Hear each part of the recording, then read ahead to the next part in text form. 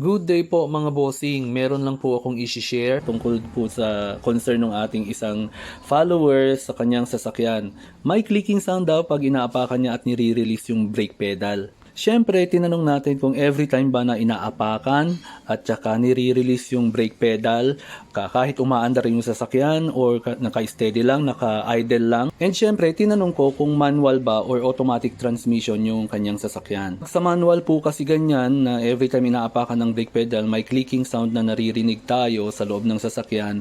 Iba po yung causes niyan. Unlike po sa automatic transmission, baka normal lang yan. Like dito po, ipapakita ko po sa inyo dahil automatic transmission din yung sasakyan ni Bossing, so baka ito yung kanyang concern. Saktong-sakto, may pinapagawa po sa atin ngayon na sasakyan at automatic transmission po ito. So, itry nating i-animate mga Bossing. Yung clicking sound daw pala na naririnig ni Bossing ay pag naka-park mode lang siya. So, ito pong automatic transmission natin ay meron PRND 2-1. Yung P po ay ibig sabihin park mode, yung R reverse mode, tapos neutral, drive, and 2 and 1. Yung 2 and 1 po, yan yung parang primera and segunda natin.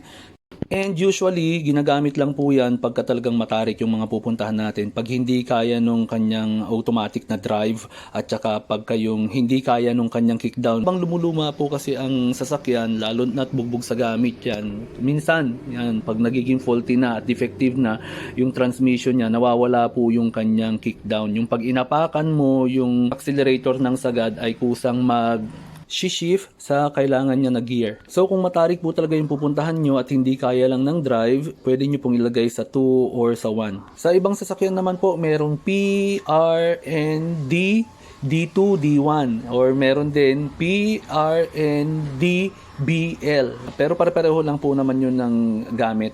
So ang concern po ni Bossing ay meron daw clicking sound pag inaapakan niya ang brake. Click, gaganon. And then pag binitawan niya yung brake, click, gaganon na naman. Pero bago natin ito ituloy, huwag niyo munang kalimutan mag-like and follow dito sa page natin and subscribe kayo sa YouTube channel po ng Nab Customs. And syempre, hit niyo yung notification bell para ma-notify kayo every time na meron tayong mga videos na i-share. Yan, salamat na po agad sa inyo. Balik tayo sa ating topic. Pag naka-park mode daw si Bossing, pag dinidepress niya ang pedal, may maririnig siyang click, and then pag binitawan niya, click, gaganon daw. Perfectly normal po yon. Huwag po kayong kabahan doon dahil ang tumutunog doon most probably ay yung kanyang shift selector. So pag inaapakan natin ng brake, mag-a-unlock, and then pag binitawan natin ng brake pedal, maglalak. Yan. Para po hindi natin maigalaw itong shifter, and safety feature po yan ng mga automatic transmission na sasakyan.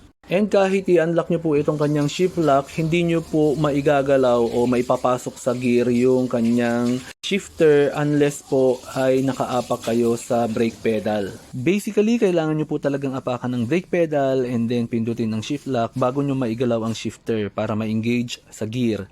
And hindi nyo rin po pala yan magagalaw pag naka-ignition off. So, kailangan nyo pong i-key on or paandarin po ang engine. Ipapakita ko po sa inyo ngayon. Wala pong magiging reaction yan. Nakalock po lahat yan. Kahit apakan ko ang brake, i-engage ko, hindi po yan gagalaw dahil unang-una, hindi po tayo naka-key on. So, mag-move lang po yan pag nag-key on tayo.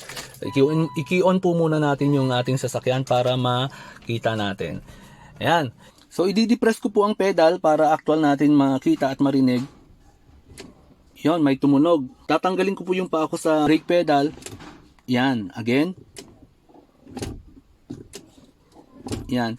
So pag inaapakan po natin yung brake pedal, nag-a-unlock po yung shift selector, and then pag tinanggal natin yung paa natin sa brake pedal, naglalak po yung shift selector. And yun po yung naririnig nyo na clicking sound. Ngayon po pag inapakan nyo yung brake pedal at tuloy-tuloy yung clicking sound, yun po ang may problema. Yun po ay maaring grounded or may problema sa kanyang shift selector. So i-depress po natin. May tumunog. And syempre, pe-press din natin tong kanyang shifter lock para maigalaw natin ng shifter. So, ayan mga boss, try natin. Na-engage na siya. Ayan.